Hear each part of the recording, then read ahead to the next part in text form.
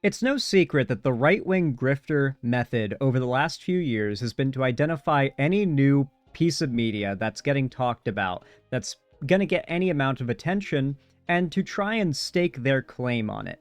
Whether they try to claim that it's anti-woke because they predict it's going to perform very well, get good reviews, make a big cultural impact, and make a lot of money, they'll claim it. They'll claim that its success is actually a sign of their success, their political side winning.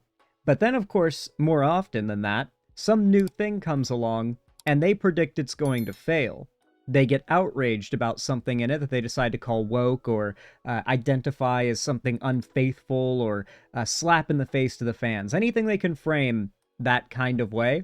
And they'll complain about it incessantly, grift off of it, make tons of money complaining about it, all the while attempting to predict the future that it's going to fail and bomb and be terrible and unsuccessful.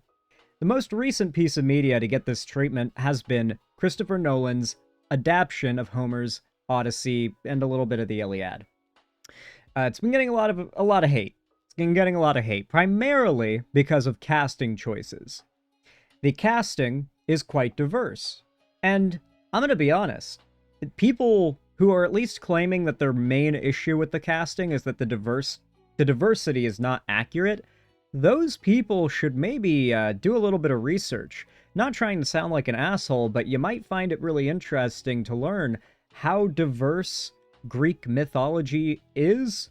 I mean, it's not even that diverse. We're talking about the Mediterranean region, an area where Asia Minor, Africa, and Europe all meet on one little sea. You know, it kind of makes sense that you're going to have a lot of different kinds of people present in that region at the time.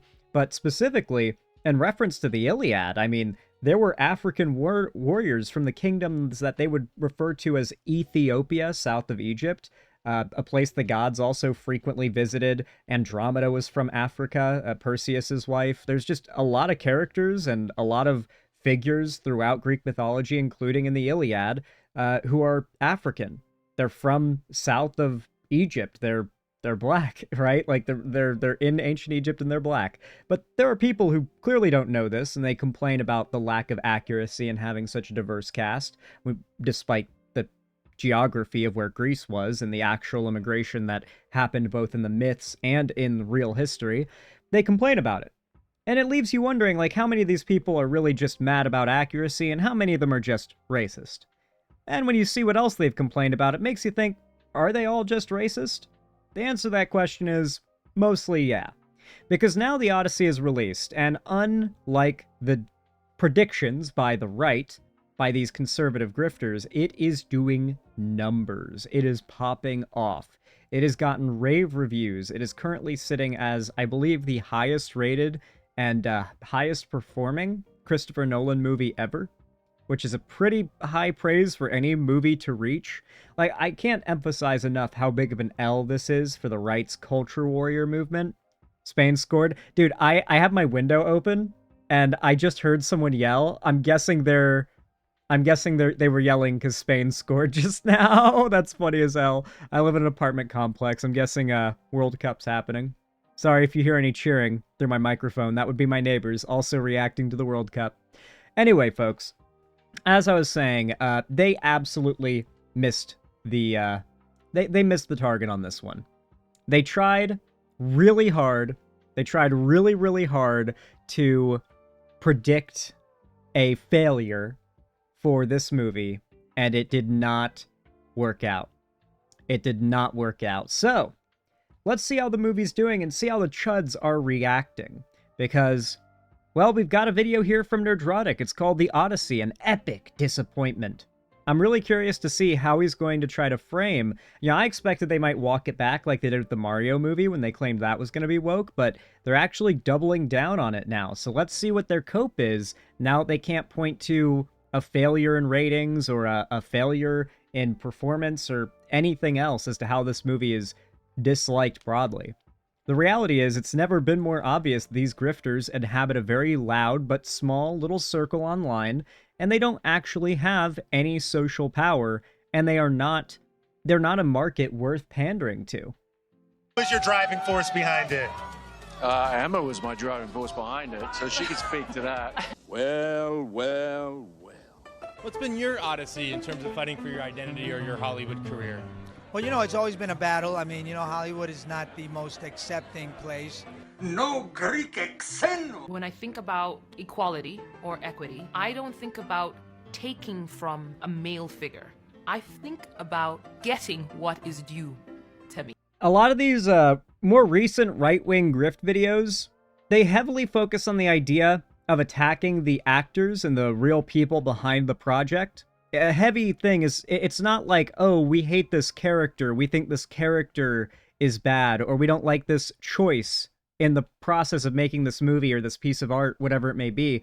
It's, we don't like the race of the people depicting the characters, so we are going to target those people and anyone responsible for hiring those people, and we're going to try to attack their character as real people and make real people hate them and want to attack them and treat them with, awful treatment, right? Like this, the goal of content like this is to clip the real people, the actors, out of context, make it seem as though whatever they've said or whatever opinions they have any merit on the movie, and to encourage harassment towards them. Because at the end of the day, if they can't make the Odyssey fail, they can at the very least mass harass every actor involved in the project. If you don't create great Latin roles, how are we going to get nominated? In history, women have been vilified, whether you're a midwife, whether you're, a herbalist, whether you're a healer, whether you're just in tune with the moon. Like, women have just been vilified throughout history. Especially being a Latin man, I want to be the one who's it. All right, I don't care about all this, like, oh, look, the actors are woke. Cope about the movie succeeding now, buddy. Hey. Nerdrotic.com. Greetings, you over 1 million hellions and the 40% who haven't subscribed yet. It is without a doubt Christopher Nolan is Hollywood's last movie star and the last director where every time he releases a film, it is a genuine event. He's the only director in Tinseltown who could put butts in seats on his name alone. The only other name that... Damn, the 180 so fast. Holy crap. Who remembers literally 5 days ago, this movie is going to flop. It is going to flop. People are going to hate it. God, I remember even during the they were still, while the movie was airing, like during the opening night, before any numbers were coming out, they were like, oh my God, look how empty the seats are at my local theaters, and posting screenshots showing like tons of vacant seats at their local theaters. And it's like, okay, let's see how this turns out. And sure enough, the movie's done insane. Absolutely insane. Never even heard of this movie, lol? How have you not heard of the Odyssey, Erasure? I've been talking about it for like 2 weeks now. And also it's, for one, the Odyssey is like one of the foundational stories in all of like Western like storytelling. Also, so you're definitely aware of the Odyssey. There's no way you're not. You are familiar with something from the Odyssey. I haven't been in here as much. Erasure, you are familiar with something. Do you know what sirens are? Do you know what a cyclops is? Have you heard of the, well, I guess it's from the Iliad, but it's also a little bit in the Odyssey. Have you heard of the Trojan horse and the Trojan War, the fall of Troy? Like any of these things? Like the lotuses that make you lose your memory? Or witches that transform people into animals? These all come from the Odyssey. I know what the Odyssey is, I just didn't know it was a movie coming out. Okay, so you just weren't aware of that. Makes sense. Comes close as old Jimmy Cameron, and he's only made 3 movies in the last 17 years about indigenous blue furry space people that are a practice in misanthropy. While they do make a lot of money, I think they're awful. Simply put, Christopher Nolan is the king of Hollywood. Yet it's been quite an odyssey to get to his latest film, The Odyssey, one that was unexpected. When it was announced in December of 2024, I would argue it was met with overwhelming excitement. Certainly there were some questions even from his biggest fans about Christopher Nolan taking this big... Wait, are they actually trying to rewrite history now? That, yes, it was met with overwhelming excitement, but you guys literally mass review bombed the trailers. Like they're melting down right now. You people are melting down that the trailer has 800,000 dislikes according to the dislike add-ons, mind you, that notoriously overestimate dislikes by about 100-fold.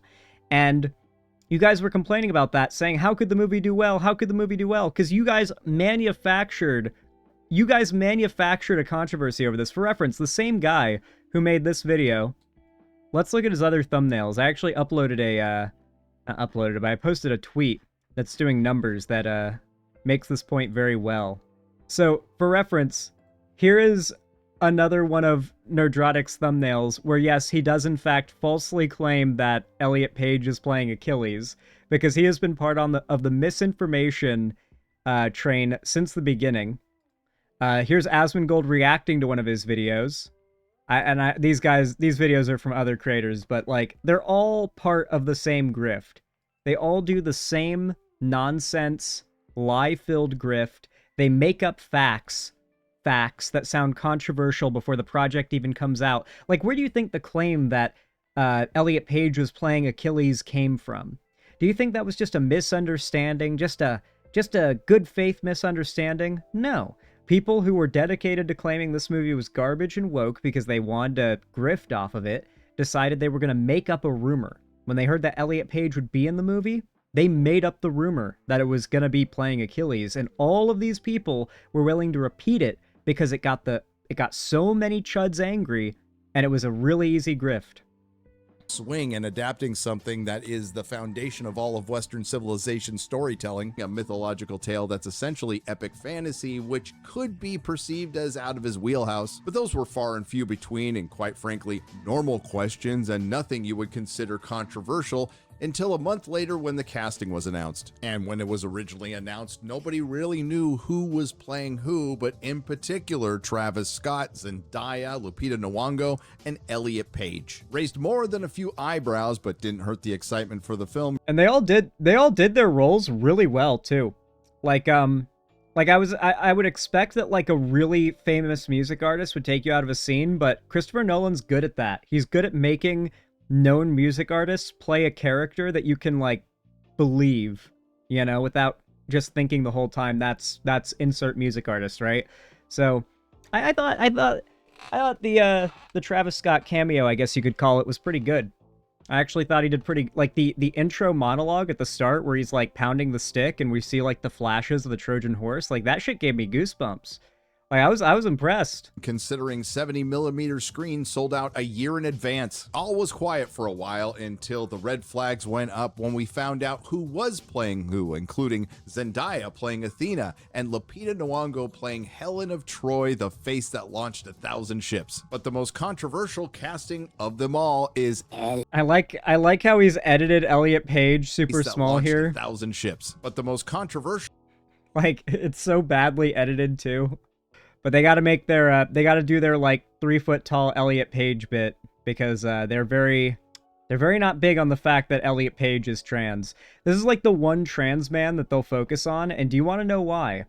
It's because Elliot Page, before transitioning, when he identified as a woman, was one of the most relentlessly thirsted after people in all of Hollywood. And then he transitioned, and the chuds have like an impotent rage over it. I literally actually, funnily enough, just today on Twitter, I ran into one of these people. Here it is. This guy says, "Remember what they took from you." And I quote tweet it saying, "He's not gonna fuck you, bro." And then the guy who posted it said, "I hope not." And I said, "Instant 180, Lamau." This guy corrects and says, "She, bro, it's she." I reply, "Bro." The picture of Elliot Page. But yeah, you got quite a few people here that are pretty salty.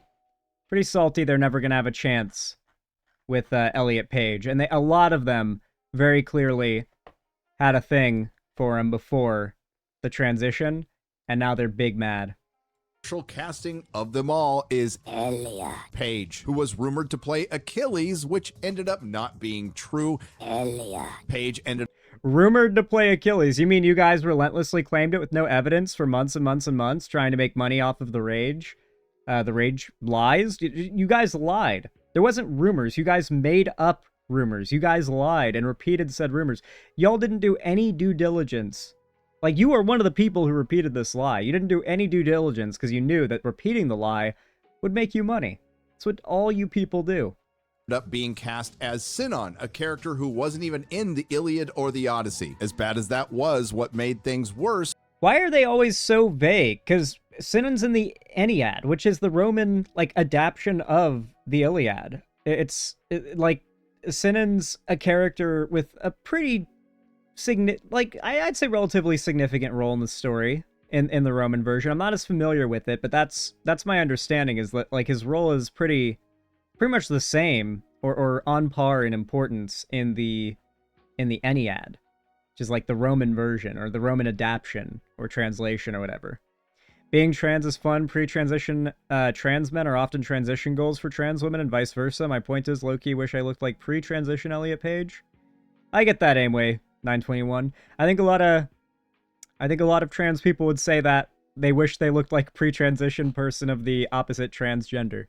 Was the perceived association Christopher Nolan's The Odyssey had with Emily Wilson's feminist translation of Homer's work. Feminist translation of Homer's work. For those who don't know, Emily Wilson's got like the generally considered to be most widely accepted sort of adaptation of the Iliad. The original poem is just that. It's a poem.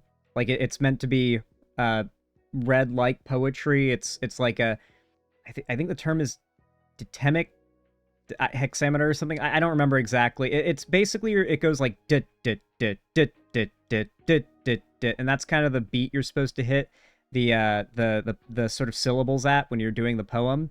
And that's not really the best way to read a story, especially if you're trying to read it to know it, and you're not hearing it a million times like everywhere like you would back in ancient Greece, or when you're hearing the oral tradition. So Emily Wilson kind of restructured the story into something that you might read like a typical book, and they hate her because it's a woman. A woman wrote the most generally accepted, I guess you could call it, novelization of the Odyssey, not in a poem format, and they don't like that it was a woman. So it's a feminist translation because she's a woman. Also, I guess maybe it does give a little, it takes some liberties with the story. It adds some character, and I guess doing that in a way that doesn't strip female characters of their character is feminist as well. It might be that they're mad about is a bit too. And I would be remiss if I didn't mention our brothers and sisters who are history enthusiasts who were pointing out the inaccuracy of the armor, and Yeah, Shadiversity, history enthusiast, but not a history expert. I don't know, there are no history experts that are mad about this movie. Viking ship that apparently identifies as a Greek ship. And then there's the overall Hollywood hypocrisy of an industry that is absolutely obsessed with identity, yet they ignored the identity of the country of origin of Homer's poem, Greece. Hypocrisy that was best exemplified in two separate... Okay, I'm really curious about this, because maybe I'm wrong, but okay. Weren't they not even called Greeks back then? Wasn't it like the Mycenaean Empire? Wasn't that what they were? And did what we would consider ethnically modern Greeks even exist yet? Because I have a feeling that like the whatever you would consider to be what makes ethnically someone Greek, like did that even exist yet? Like I almost feel like there needed to be a bit more like neighboring groups established as we know them in modern day before you would recognize people back then inhabiting those regions as Greeks. Like I feel like if you took a Greek of today and a Mycenaean Greek of like 3,400 years ago and you put them side by side, you'd be like, oh, y'all look a bit different. Like I don't think y'all don't look like you come from the same place. I could be wrong, but I feel like that complaint might itself be a bit silly. But also, any claim of black people in the Odyssey being inaccurate is just false. It's just false. In fact, there's, like, literally, on the side of Troy, an African, army came to support the Trojans against the Greeks. So it's, there should definitely be Africans about. Posts from Variety on X, the first one of which Moana... No, they were all city-states and hated each other? Yeah, but no. I mean, they didn't hate each other. They warred plenty, but, like, a big theme, at least in the context of, Greece wasn't even an empire then. They were territories in conflict with each other. Just ready what the Athenians thought about the Spartans. Yeah, I mean, but, like, the Athenians and Spartans had a rivalry, and they were at like, war with each other occasionally, but, like, it wasn't nonstop. They were, like... These areas, these city-states were constantly under attack from, like, outside forces, and they would frequently work together And then they would go back to fighting again.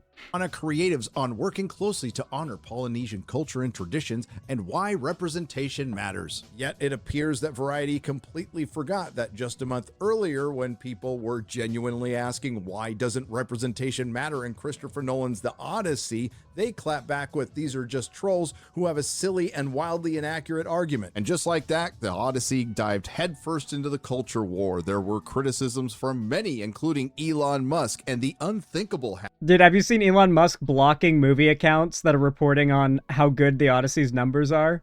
It's insane how salty he is. I'm not joking. Literally any Twitter movie account that dares to post about how well The Odyssey is doing and isn't willing to pretend like it's failing, he blocks them. He literally has been blocking movie accounts he followed. Happened. A Christopher Nolan film was ratioed on YouTube, leading many to believe that this film would be a flop based on everything they've seen from Hollywood over the... Leading many to assume it would be a flop? You mean leading you grifters to try to claim it would flop for money?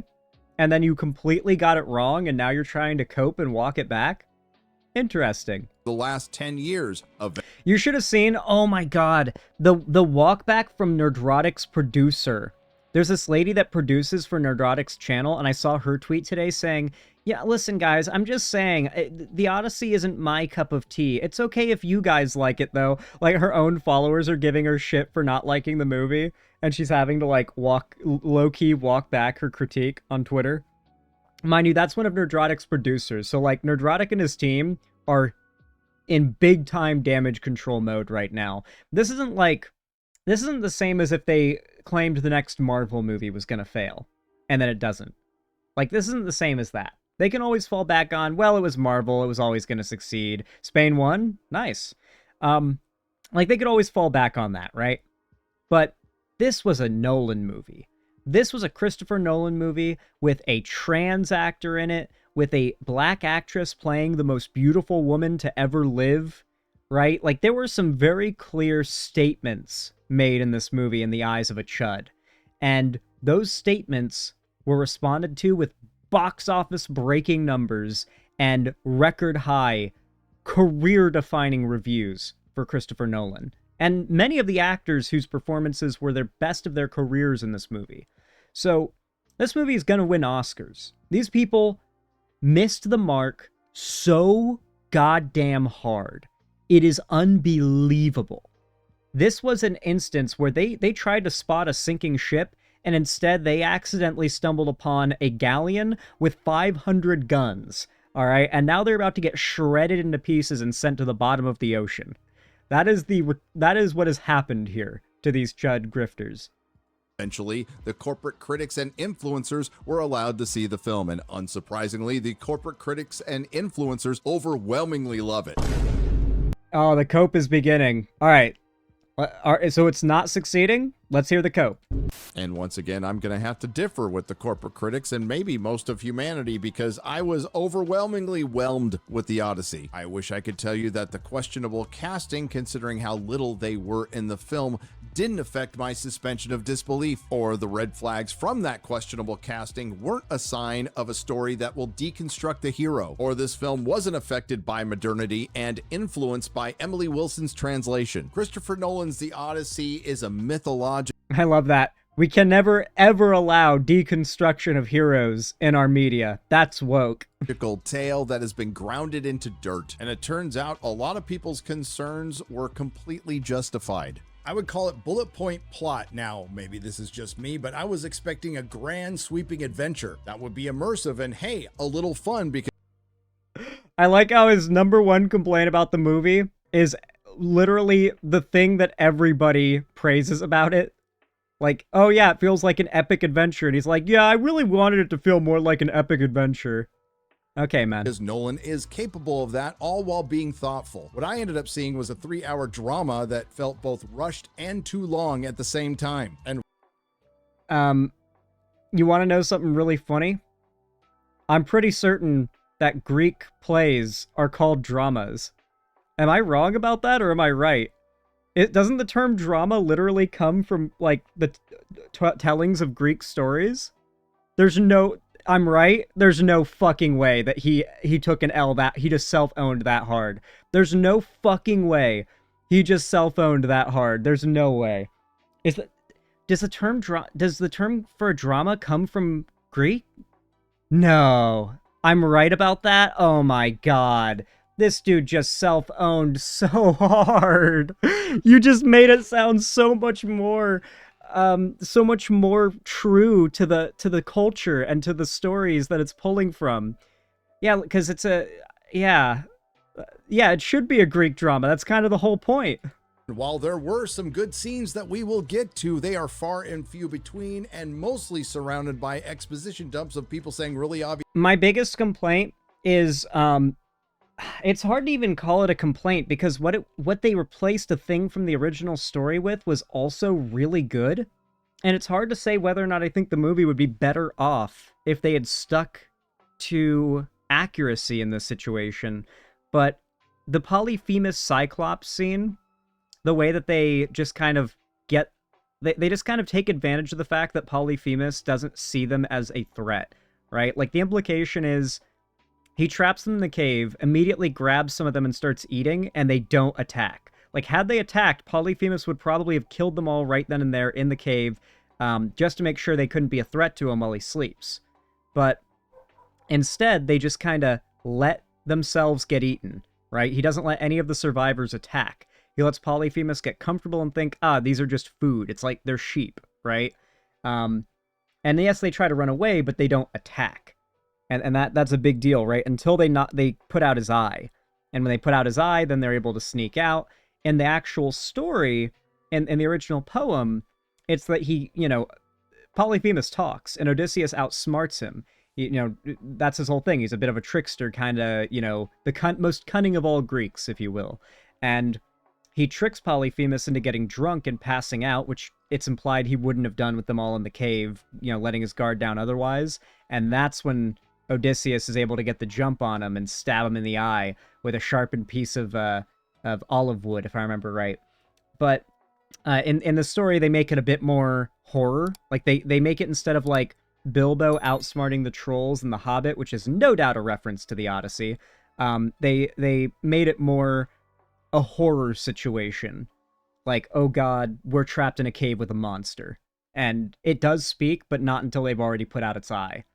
So, that's a bit of a change, but I also really like what they did with it, because it was actually a really effective horror sequence. And if it went the way of the actual poem, then it would not have been a horror sequence. So, well, it would have been a little unsettling, but it wouldn't have been, scary, like that scene was. Things. And as far as the immersion goes, well, this mythological tale that is set at a specific time in a specific region feels very modern. And instead of an adventure, you get a slow plotting drama that is a study in loss, regret, and PTSD, which is a bit of a surprise considering. I feel like you could summarize this complaint. Like, my only complaint when it comes to the casting is that, due to how familiar some of the actors are as, like, Gen Zers, take Zendaya and, specifically Zendaya and Tom Holland, I saw a comment that did stick with me, and I kind of agree with it. It looks like some members of the cast have seen an iPhone. That's the best way to put it. Some members of the cast, even in the movie, you can just kind of tell that they've seen an iPhone before. You know what I mean? And I kind of feel that minor complaint.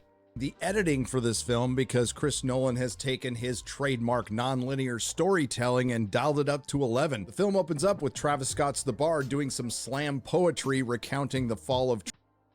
Well, that's just racist, because it's not slam poetry.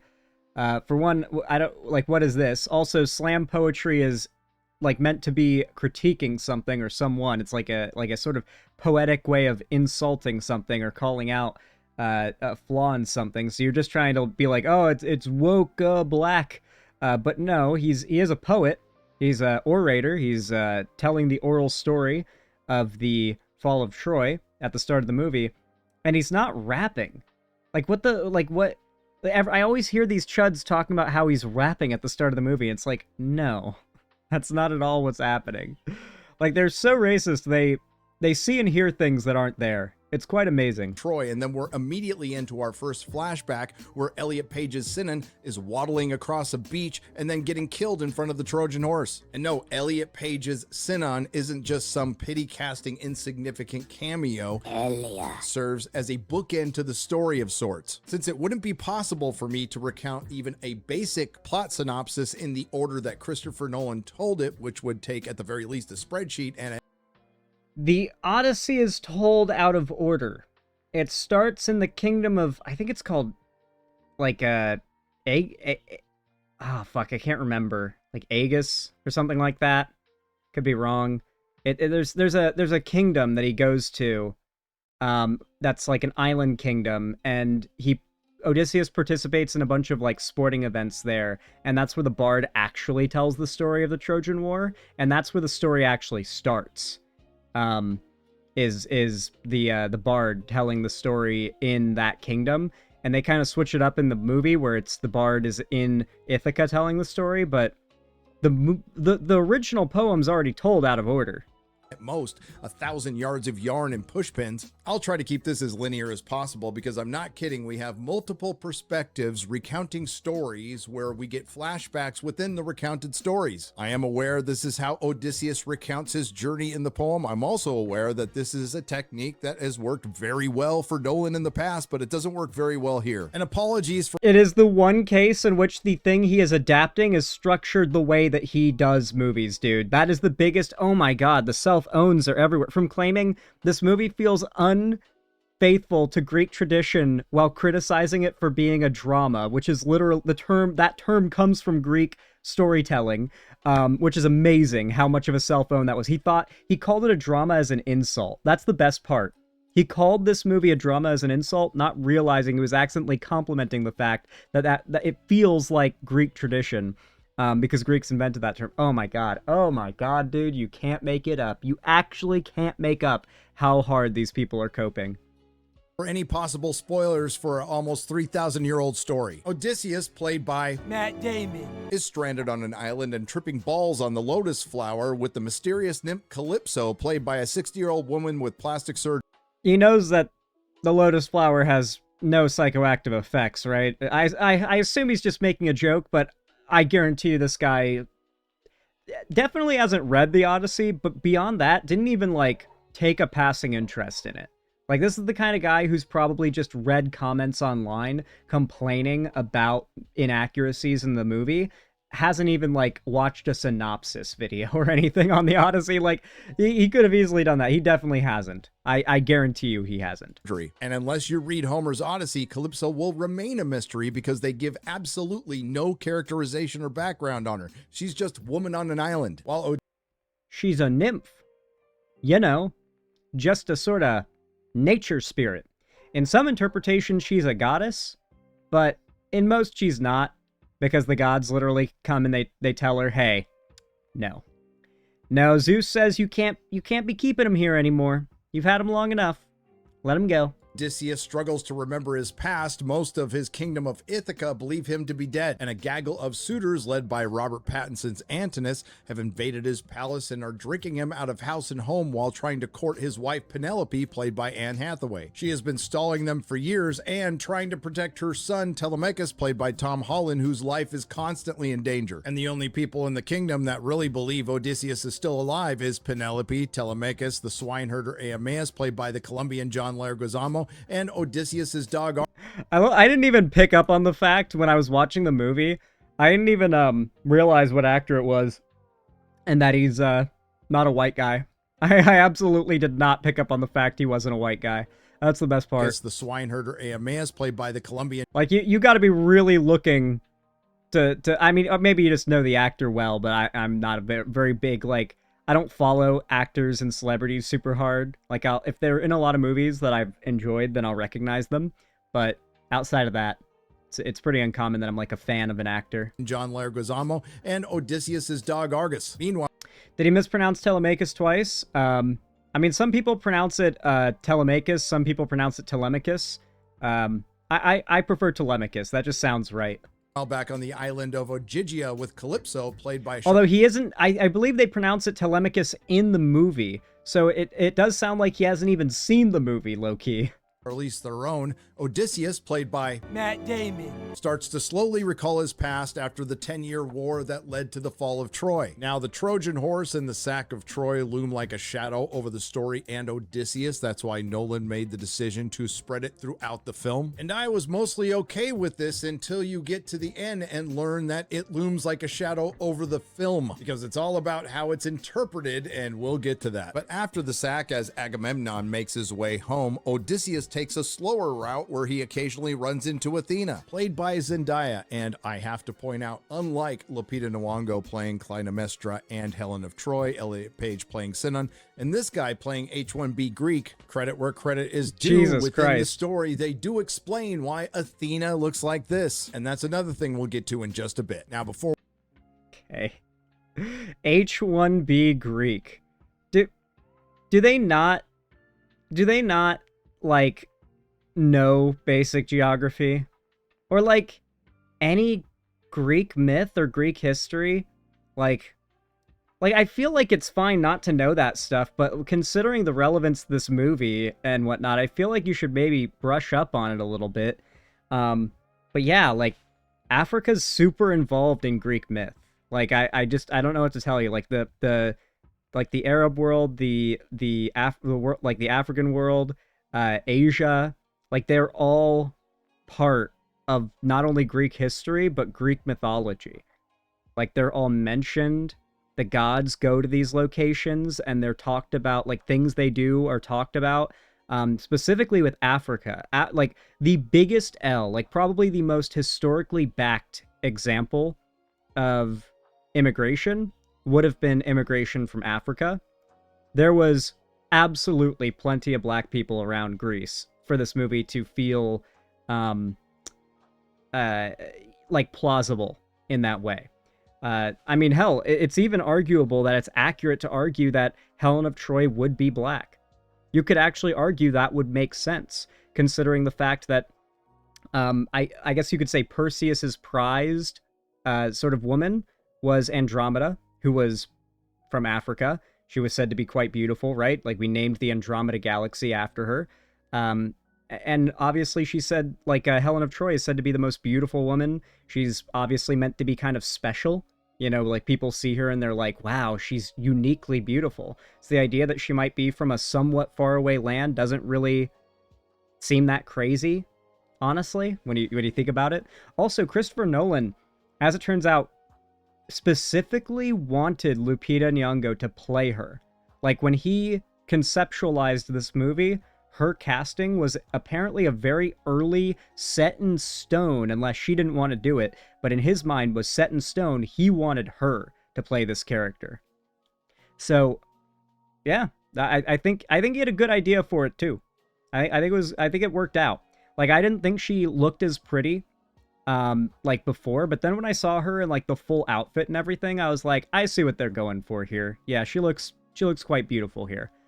Before we get to one of my favorite parts of the movie, I want to give you my favorite scene when these two guys announce themselves as Greek soldiers. We're Greeks from Ithaca. No, you're not.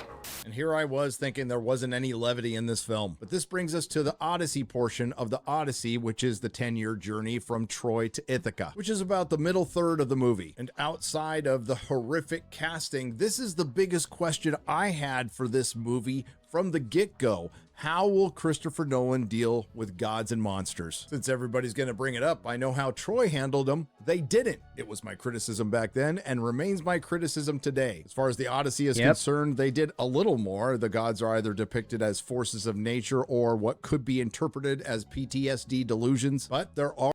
No, you're kind of insane if you interpret the gods as not existing in this setting, when we absolutely see Lystragonians, Sirens, fucking Charybdis and Scylla, the Cyclops, Polyphemus.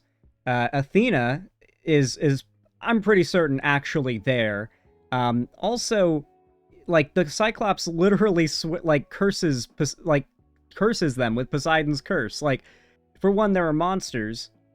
Like, the gods are very much real in the movie, and yes, you could maybe try to write it off as it's like Athena is his conscience, maybe.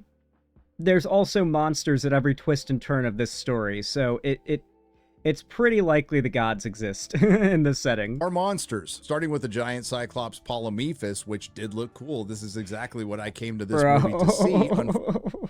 Polymephus! Oh my god, my boy, Polymephus! We all remember Polymephus. Fortunately, despite the very impressive practical effects, it still felt a little flat, including there being no conversation between Odysseus and the Cyclops, and no use of the name Nobody and no other Cyclops. Just in case you're not familiar with the story, the Nobody thing is kind of important. Yep. So in the poem, Odysseus gets the Cyclops drunk. He asks... I mean, the Nobody thing isn't that important. It's just iconic. That's the thing. That's what was so shocking that it wasn't included, was that it's just such an iconic thing that comes from the story. Like, I think the concept of tricking somebody with your name, with a fake name, comes from the Odyssey. I don't think any story ever did this first. Yeah, at least none that we know of. Odysseus, what's his name? He responds with Nobody. So when Odysseus is stabbing him in the eye and Polymephus is crying out for the other Cyclops and they ask who is harming you, he responds with Nobody. Nolan said he tried to put it in, but it just wouldn't work. And again, it looked fantastic, and this is one of the few supernatural monster scenes that Nolan actually spent time on, where by the end you... The few supernatural monster scenes? My guess would be he doesn't know that Charybdis is a monster. He probably just thinks it's a whirlpool. I actually feel sorry for the Cyclops, and I did like that bit, but this is where I started... He also probably doesn't even know that the Lystragonians are not just big dudes, they're literally cannibalistic giants that live in a big citadel in the mountains. Noticing a major omission from Odysseus's character, because in the story, he's kind of famous for being cheeky. Instead, we get a very somber and serious Odysseus in a very somber and serious film. But now Odysseus and his crew are cursed to wander the sea for years because they harmed the son of Poseidon. And their next stop is not the floating island of Aeolia that was left out with a lot of other stuff. No, it's the Lystragonians, the land of blood. I was a little sad about Aeolia being kicked out, not because the Aeolia sequence is of any real interest. It's actually probably the most boring part of the story besides the Lotus Eater Island, which they merged with Calypso's Island in the movie. But it's the Bag of Wind. They get the Bag of Wind from the King of Aeolia, and then they're almost home, and his crew, Odysseus's crew, takes the Bag of Wind from him and opens it all the way and lets all the wind out, but also blasts them way further away. Like, they're right next to Ithaca. They're about to be there. They can see it. And then they get blasted away. And all I can think of is that one Smiling Friends scene where he's like, oh, we were right there, man.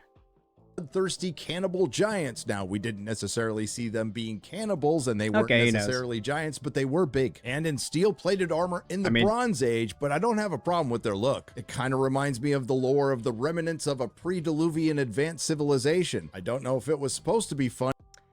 I think the thing they're pulling from for the Lystragonians wearing that armor is the fact that they're mentioned to have lived in a big citadel in the mountains. And that's like a really interesting word choice, citadel. Like, not cave or castle or huts or mounds or anything like that, not even a palace, a citadel. It's like, what do you imagine giants that live in a citadel would look like? Probably not wearing loincloths and, like, skins. Probably wearing giant, like, shiny armor. You know, you imagine shiny armored knights in a citadel, so I kind of get where it's coming from here. I just don't think any other artist has ever interpreted the Lystragonians as armor-clad. Ever. I don't think there's ever been an interpretation that way, so it's very unique. Why did Christopher Nolan skip the Iliad and go straight to the Odyssey? I think primarily because most of the Iliad stories already been covered by Troy, a movie that many people have already seen. So you would be retreading ground that's been seen a lot.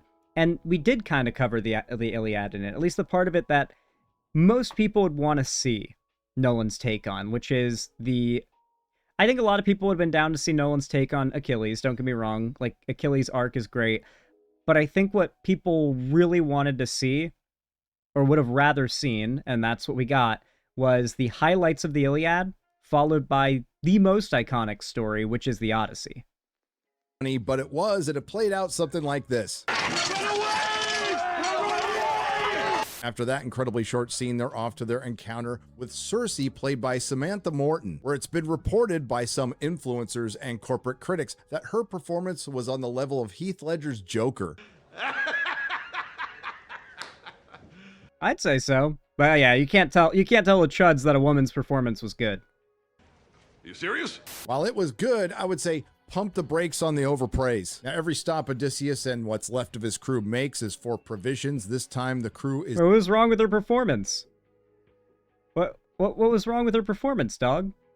You can't even list a single thing you didn't like about it? Pissed off enough to tell Odysseus to stay back as they go up and talk to Cersei. And as they walk up to her house, they see a lot of docile predators like lions and cheetahs and discarded armor. Nothing suspicious there, and this leads into what is my favorite moment and scene in the film, at least in the beginning. Cersei feeds the crew and they just start... My favorite detail, if you've played God of War 2018, is that when Kratos meets Freya for the first time, she's a witch, and she's got a bunch of animals living on her property. You just know Kratos is probably like, boy, do not trust her. Are eating savagely, and then she eventually turns them all into pigs. It's both gruesome and cool. It is a genuine horror scene, and this is one of the few times in the film where the music actually fits. But as what happens a lot in the Odyssey, the resolution is a bit rushed. Of course, they were going to have Odysseus staying there for a year and banging Cersei. Instead, we get what I believe is one of the least...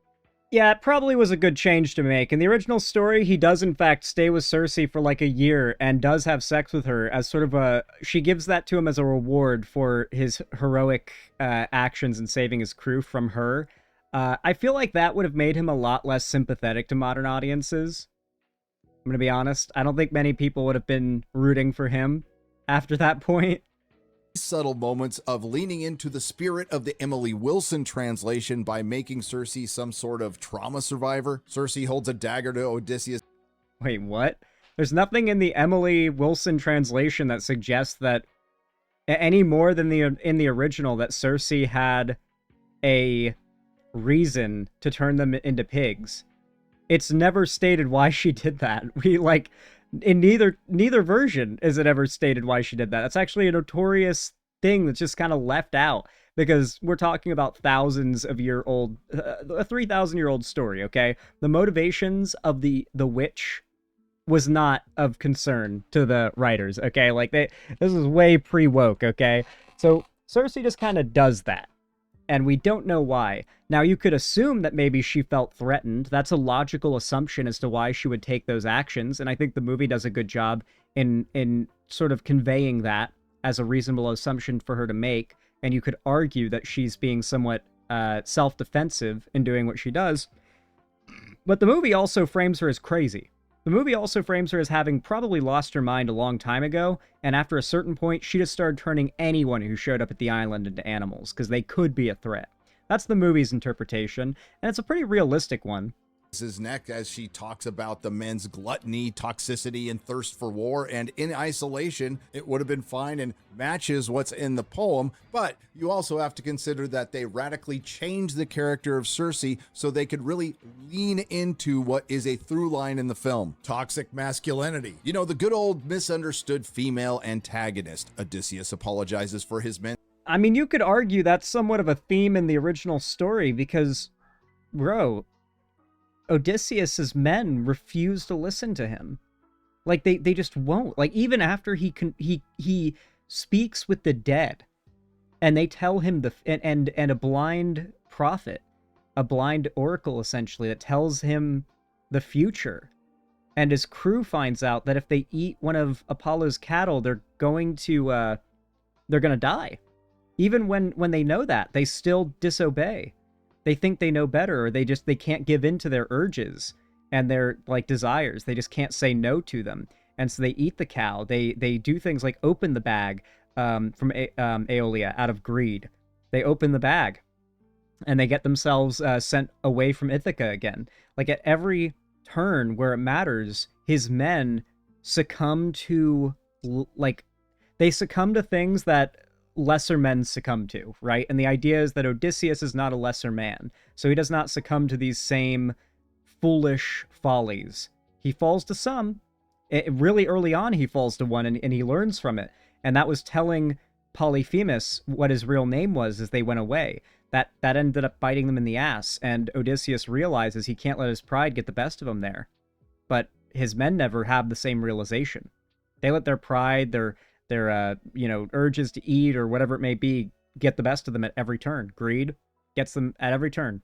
Toxic masculinity and gets directions to Hades, where Odysseus once again runs into the shade of Elliot Page's Sinon. And this is where it becomes very hard to argue that this was simply just a brief and insignificant cameo and pity casting, or stunt casting as some would call it. Despite the 5+ minutes of screen time, Elliot Page's Sinon turns out to be a significant character. Elliot Page's Sinon confronts Odysseus about lying to him about being left behind to present the Trojan horse, not knowing that the Greek soldiers were in it. Odysseus tells Sinon he needed him to believe the lie for the deception. Elliot Page's Sinon also informs Odysseus that when he took the place of Robert Pattinson's Antinous, his family was offered money, but they welched on the deal, framing Elliot Page's Sinon as a victim of both the protagonist and antagonist. So Christopher Nolan chose to take a character who wasn't even in the Iliad or the Odyssey, deliberately change their story because Sinon did know the Greek soldiers were in the Trojan horse in a completely different poem, and then cast Sinon as Elliot Page, making Sinon in a completely different poem? Really? Like, what? You even reference the fact of the horse in it, right? Like, you know you're talking about the Ennead, bro. You're talking about the Roman version. The whole thing was toxic masculinity, silly chud. The toxic males pay for their mistakes. In the movie, they do, man. They do. I love this guy's Greek pronunciations. The bar is in hell, but at least he's not dead naming Elliot. Well, you know that he's probably not using the preferred pronouns when he records the video, and then he's clipping in the clip of E.T. saying Elliot. Like, any actor these people don't like, they've got a lot of little, like, cringy memes to try and, like, jab at them, but nothing really substantial. At least not after the movie comes out and it does numbers. Although right now, because, what was it, Supergirl failed, they're still, like, really hard on that boat. Like, they're making their photoshopped, or I guess AI edited. They don't use Photoshop anymore, too much work. They're AI edited. Millie Alcock is, like, a cave woman face. They love doing that.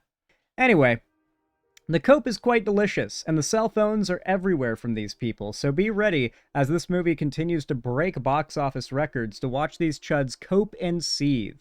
You're gonna see them jump around in 180 on so many different positions, it's gonna make your head spin. You're gonna be wondering you're gonna forget what they were saying in the first place within a week if they can, keep you all spun about. They really do not want anybody to remember what they've been saying about this movie in the lead up to its release. That's going to be their core goal in the next couple weeks, to erase that history. We'll probably see people like Critical Drinker in particular. He's been known to do this, go back and change thumbnails. Let me show you actually a really good example of that. Let's see. Here we go. Who remembers this? Back when they first announced House of the Dragon, Critical Drinker did his reaction video. Nobody Cares About House of the Dragon was the original name of it. And he tweets, on the night of its coming out, genuinely had no idea House of the Dragon had even started. There seems to be no buzz around it at all. But then within an hour, the news comes out that it was the biggest HBO premiere of all time. HBO calls House of the Dragon its biggest premiere ever with nearly 10 million US viewers. That day, he goes back and he changes the title of his review, or not his review, his trailer reaction from 2 months before.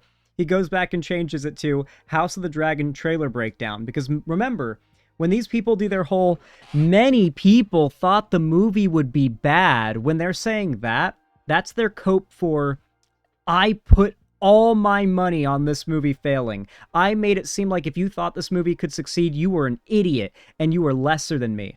And then it succeeded, and I was fucking wrong. And now they have to change their titles, they have to walk it all back, they have to, like, sweep it and cover it up and pretend like they didn't say those things they said, because they put all their money, all their credibility on being able to predict the future and say, go woke, go broke. So much copium for why a movie with such a diverse, woke cast did record-breaking numbers when they said it couldn't not be a flop. So much cope. Anyway, If you enjoyed this segment, leave a like down below. Subscribe and ring the bell icon if you want to see more from me. Leave a comment as well, it really does help. And of course, make sure to follow my social medias linked in the description if you want to see more from me on other platforms. But with all that said, thanks for watching, and I hope to see you in the next one.